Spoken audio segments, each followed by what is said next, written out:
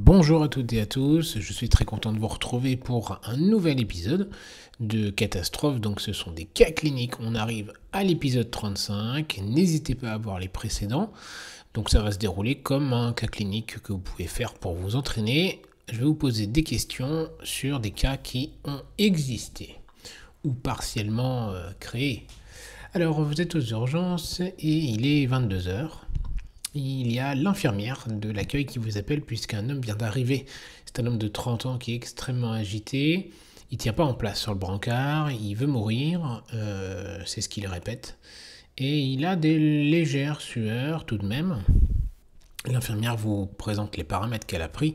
Donc une saturation à 99, une fréquence respiratoire à 28, une fréquence cardiaque à 122 qui est régulière, une tension à 145 sur 82 mm de mercure et une température à 37,2 degrés.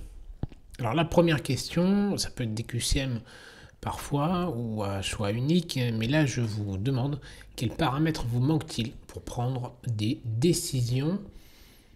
Et si vous voulez, vous pouvez faire pause pour réfléchir, prendre le temps, vous pouvez mettre en commentaire les réponses ou si vous avez des questions.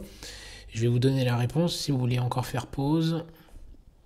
Et donc la réponse, c'est absolument une glycémie capillaire. Il vous manque, c'est un paramètre qui est nécessaire, il vous manque cette information et on ne peut pas avancer sur ce tableau d'agitation, sur ce tableau neurologique tant que nous n'avons pas une glycémie, puisque tout trouble neurologique nécessite une évaluation de la glycémie capillaire ou un dextro. Je voulais plus d'informations, je vous invite à aller voir les vidéos sur l'hypoglycémie par exemple et sur l'agitation.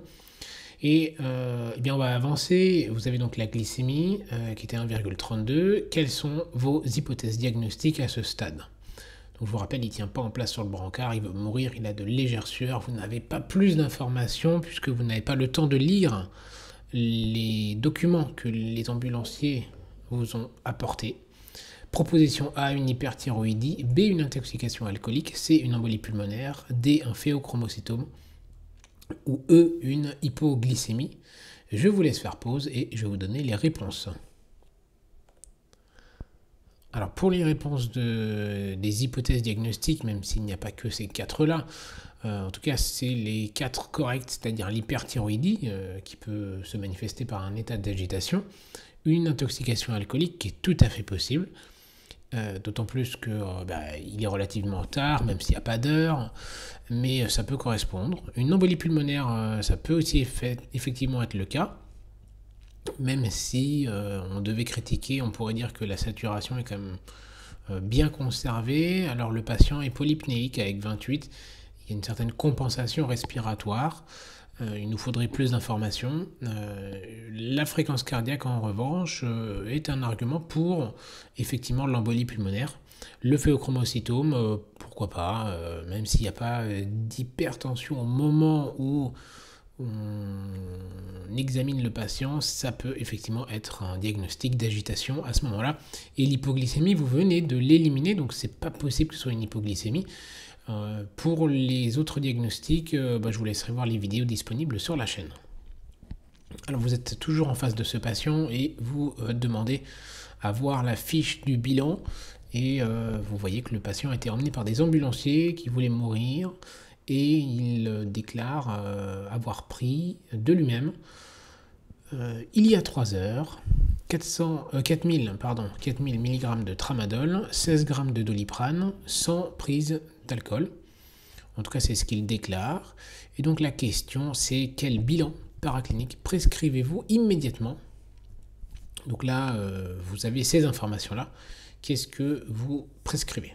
Proposition A, l'éthanolémie. B, la paracétamolémie. C, un gaz du sang artériel. D, une troponine. E, une calcémie. Encore une fois, je vous laisse faire pause, prenez le temps de réfléchir tranquillement et je vais vous donner les réponses. Alors là, les réponses correctes, c'était l'éthanolémie, puisque même s'il dit qu'il n'en a pas pris, il peut tout à fait avoir consommé de l'alcool. Le gaz du sang artériel, oui, ça va nous permettre d'étayer quelques diagnostics et de voir s'il n'y a pas une lactatémie ou d'autres choses. La troponine, puisqu'il peut faire une problématique cardiaque, il peut tout à fait faire un infarctus, une myocardite, ou autre chose. On pourrait aller tirer les cheveux en disant que c'est un Takotsubo ou que sais-je. Bref, une calcémie à nouveau, puisque ça peut être un désordre ionique.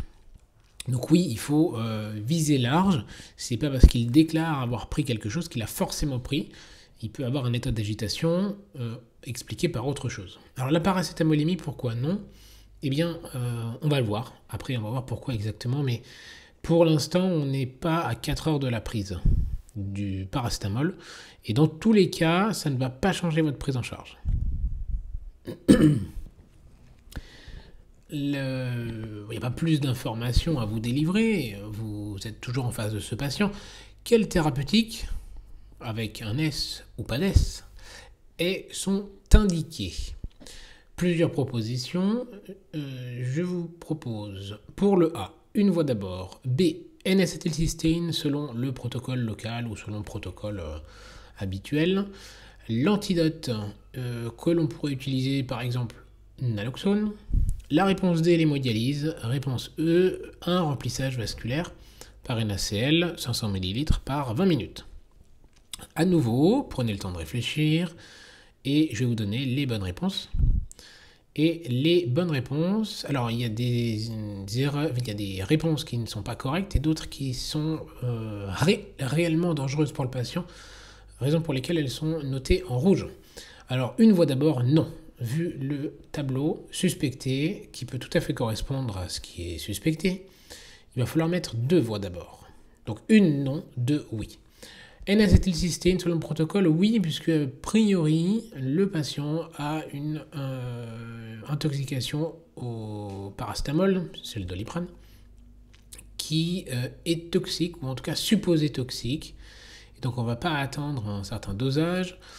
Vous pouvez voir la vidéo si vous le voulez, mais je vais vous donner une petite explication. L'antidote par naloxone, non, c'est une erreur, surtout pas.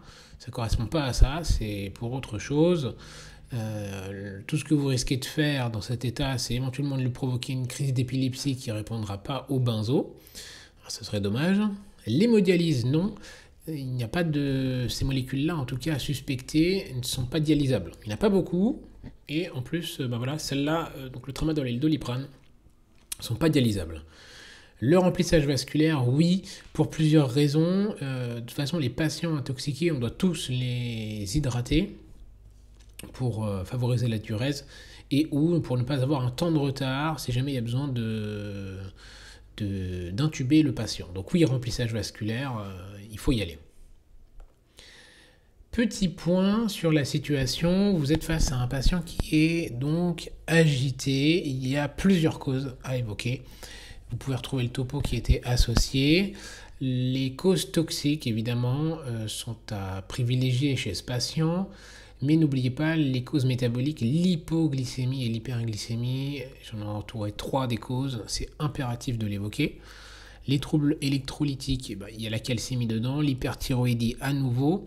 Et dans les douleurs aiguës, rétention aiguë d'urine et fécalome, je dirais que c'est aussi important de l'évoquer en termes de rapidité, d'hypothèse, que la glycémie et ou que l'hypoxie, puisque il y a des patients qui peuvent être simplement marbrés. Pour quelle raison? Ils sont en globe. Du coup, la douleur engendre sécrétion endogène de catécholamine qui va provoquer l'installation de marbrure. Et ça peut même aller vers une hypertension, une tachycardie, alors que le patient est simplement en globe. Donc oui, il faut absolument évoquer ces diagnostics. Après, il y en a plein d'autres. L'hypoxie, l'hypercapnie, l'hyperthermie, l'état de choc. Vous voyez qu'il y a plusieurs diagnostics à évoquer. Alors là, c'était dans le topo sur la paracétamolémie, enfin l'intoxication au paracétamol. Ça, c'est le fameux diagramme de Roumac et Matthew. Vous voyez que selon la paracétamolémie, eh bien, il faut un certain temps. À partir de 4 heures, on peut avoir une estimation correcte. Avant, l'absorption n'est pas linéaire. Et de 4 à 24 heures, selon le diagramme, on peut estimer la toxicité selon la paracétamolémie. Et donc, il faut attendre chez ce patient un peu plus que ce qu'il est actuellement, c'est-à-dire à partir de 3 heures de prise en charge. Je ne dis pas que c'est une erreur fondamentale de rechercher la paracétamolémie, mais si elle venait à être négative chez ce patient, Il ne faudrait pas se rassurer pour autant, bien au contraire, vu la prise qui est suggérée. Petit rappel, les risques, c'est un peu anaphylactoïde, ça ressemble à un choc anaphylactique, mais c'est juste une mauvaise réaction. On peut ralentir le débit, les nausées, ça peut se traiter. Et il existe des protocoles, bien sûr. Le protocole en IV, c'est 150 mg par kilo sur 1 heure, puis 50, puis 100. Je vous laisse voir. Et on continue cette dose sur 24 heures, jusqu'à ce que la biologie soit normale, jusqu'à la normalisation de la bio. Il y a peut-être même une erreur d'orthographe, enfin il y en a une, c'est sûr. Voilà, il faut penser à continuer le protocole NAC. Quand il y a une anomalie biologique, on peut aussi utiliser cette molécule Peros. On continue toujours avec ce patient. Et donc, vous avez un petit peu réfléchi. Et là, vous voyez que le patient, il est trop agité. Il commence à se frapper. À ce moment-là, quelle est votre réaction? Proposition A, vous faites une contention, vous demandez une contention physique immédiate des 2 membres supérieurs. Vous demandez une contention physique immédiate des 4 membres, une contention chimique seule. Proposition D, une explication claire de la prise en charge et des conséquences éventuelles. Ou bien E, une contention physique des 4 membres et une contention chimique. Et là, je parle bien d'une première réaction à avoir devant ce patient et en général devant tout patient agité. Je vous donne les bonnes réponses et il n'y a qu'une seule réponse qui est attendue, c'est une explication claire de la prise en charge et des conséquences pour tout patient agité. On est en médecine, donc on traite des humains, et même si on devait traiter des animaux, on ne réagirait pas comme ça. Donc les patients agités, on explique, si on constate effectivement qu'après une première explication claire, loyale, le patient ne comprend toujours pas l'intérêt de se calmer ou de diminuer l'agitation motrice, à ce moment-là, on peut être amené à réaliser une contention. Mais pas une contention des 2 membres supérieurs, on réalise une contention des 4 membres, en tout cas pour les patients qui sont très agités, et une contention chimique seule, alors ce ne serait pas une erreur fondamentale, on pourrait proposer effectivement une contention chimique seule, si le patient accepte, après lui avoir demandé de se calmer à plusieurs reprises, mais en tout cas, il n'y a jamais de contention physique seule.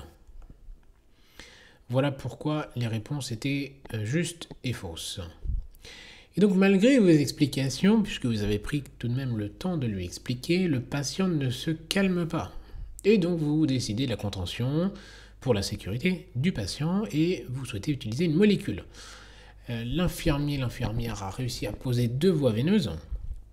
Et donc, qu'est-ce que vous utilisez comme molécule? Qu'est-ce que vous pouvez utiliser?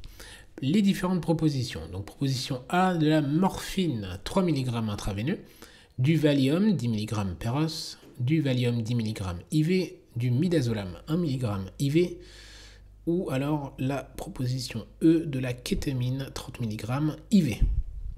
À nouveau, je vous laisse faire pause et je vais vous donner les réponses. Alors, bien sûr, il n'y a pas de recommandation, il n'y a aucun médicament qui ne possède l'AMM pour patients agités.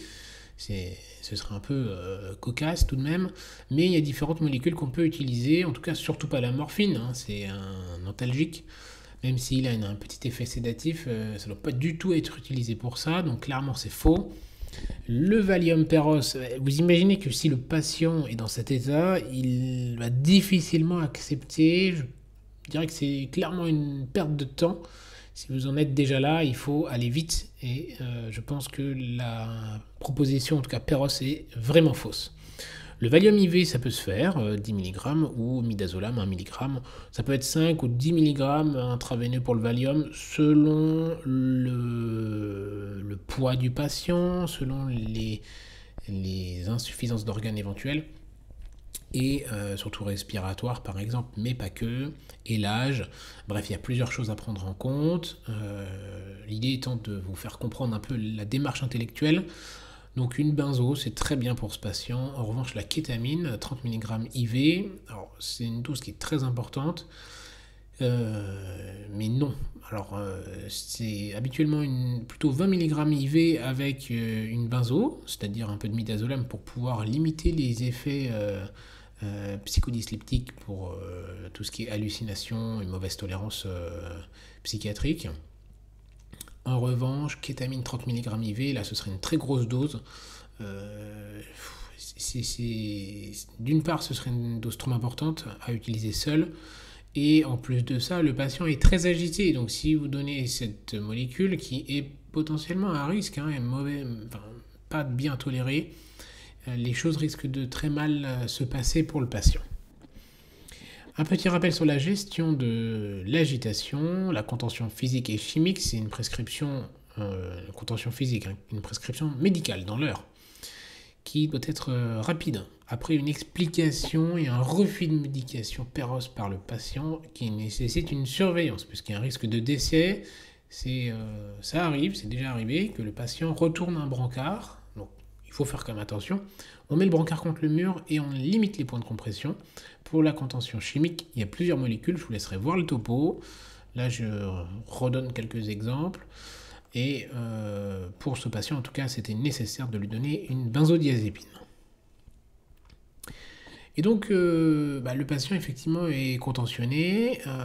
Vous optez pour du midazolam IV, mais avant cela, vous examinez le patient, bien sûr, puisque vous suspectez une intoxication, donc vous devez avoir des éléments cliniques qu'il va falloir rechercher, qui peuvent être perturbés avec cette molécule que vous venez de donner. Qu'est-ce que vous recherchez pour étayer votre diagnostic? Proposition A, les réflexes ostéotendineux. B, la taille des pupilles. C, l'haleine. D, des traces d'injection ou de blessure. E, un nystagmus. Et je vous laisse faire pause et je vais vous donner là où les bonnes réponses.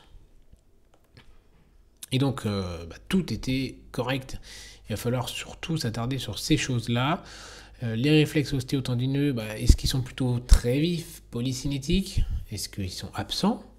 La taille des pupilles, est-ce qu'on est plutôt face à des pupilles en myosis, en mydriase, intermédiaire, réactive? Est-ce que le patient a une odeur particulière, une odeur d'alcool? Ça pourrait effectivement nous orienter vers l'étiologie, même s'il existe des co-intoxications très fréquentes. La trace d'injection ou de blessure, ça pourrait nous orienter vers des intoxications particulières. Et de blessures, peut-être que le patient a été intoxiqué ou d'autres problématiques sociales peuvent être associées au diagnostic. Et rechercher un nystagmus, et effectivement, on va voir pour quelles raisons. De manière générale, que comprend le syndrome opioïde? C'est extrêmement important de connaître ce syndrome, puisqu'il n'est pas rare de rencontrer une certaine iatrogénie. Proposition A, une hyperréflexie. B, une bradycardie. C, une tachycardie. D, un myosis serré. E, un nystagmus multidirectionnel. Je vous laisse faire pause et je vais vous donner les bonnes réponses. Et donc les bonnes réponses, c'était une bradycardie. Alors, la bonne réponse, l'unique, c'était un myosis serré. Pour la bradycardie, ça peut se discuter, mais en général, il y a quand même une co-intoxication. Comme la tachycardie, c'est pas le cas.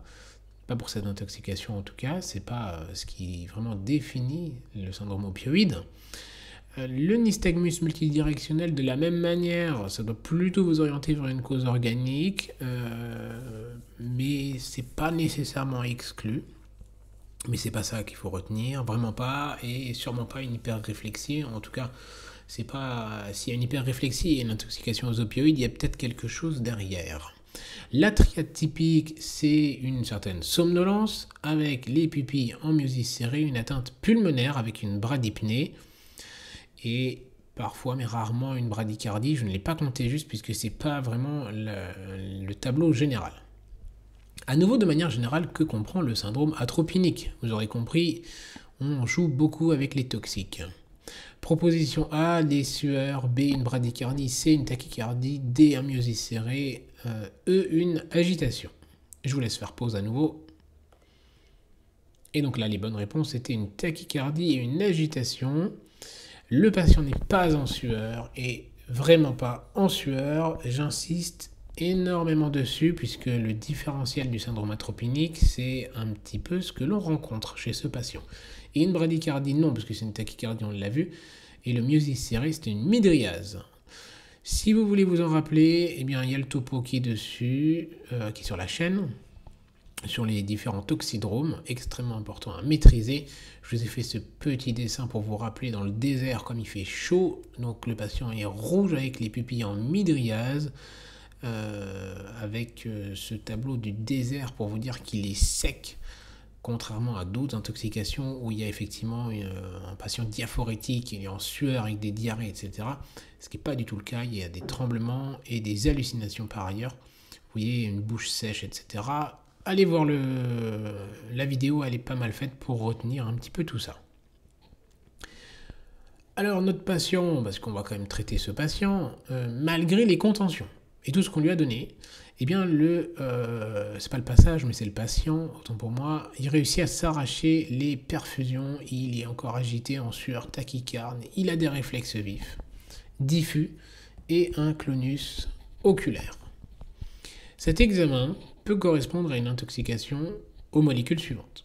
Proposition A, une intox au paracétamol. B, une intox au propofol. C, une intox à l'éthanol. D, au tramadol. Ou E, au bisoprolol. Tout se termine par ol. Vous comprendrez les petits pièges. Je vous donne les réponses. Ou la réponse. Et donc, c'était les réponses. Il y en a deux. Alors, surtout au tramadol, puisque c'est ce que l'on suspecte, il a pris du tramadol. Donc oui, au tramadol. Une intoxication à l'éthanol peut donner ce tableau. Il peut être en sueur, il peut être tachycarde. Les réflexes peuvent être vifs, diffus. On pourrait le trouver chez ce patient, un peu jeune. On pourrait trouver aussi un clonus oculaire qui pourrait correspondre à une atteinte, en fait, à un clonus lié à l'ataxie cérébelleuse. Allez voir le topo sur le vertige, vous allez voir qu'effectivement on pourrait trouver ça. C'est plutôt caricatural pour le syndrome, la toxicité sérotoninergique. À nouveau, allez voir le topo si vous avez des questions dessus. Le paracétamol, non, ça donne pas ça. Le propofol, non, clairement, le propofol, c'est un sédatif assez puissant qu'on utilise en anesthésie. Ça donne pas ça. Un peu tout le contraire d'ailleurs. Et le bisoprolol, là non, j'ai mis clairement une vraie erreur parce que ça donne vraiment l'opposé. Et voilà, globalement pour les réponses. Dernière question, puisqu'on est déjà à plus de 20 minutes.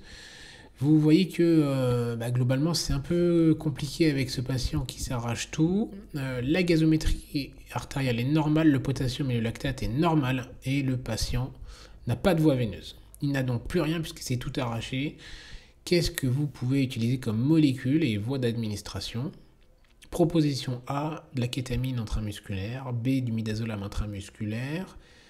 Ou du midazolam intranasal pour la proposition C. Et la D, de la loxapine intranasale ou bien E, loxapine intramusculaire. Je vous laisse faire pause et je vais vous donner les réponses. Alors, ça peut à nouveau se discuter pour la loxapine intramusculaire. En tout cas, la kétamine intramusculaire, non, puisque là, on est plutôt dans la sédation procédurale, éventuellement sans voie d'abord, avec un échec, etc. Clairement, c'est pas du tout une bonne indication chez ce patient. Le midazolam intramusculaire, ça peut se faire. On peut le faire, ça marche bien. Et le midazolam intranasal, ce serait une bonne alternative chez ce patient. En tout cas, c'est correct, très correct.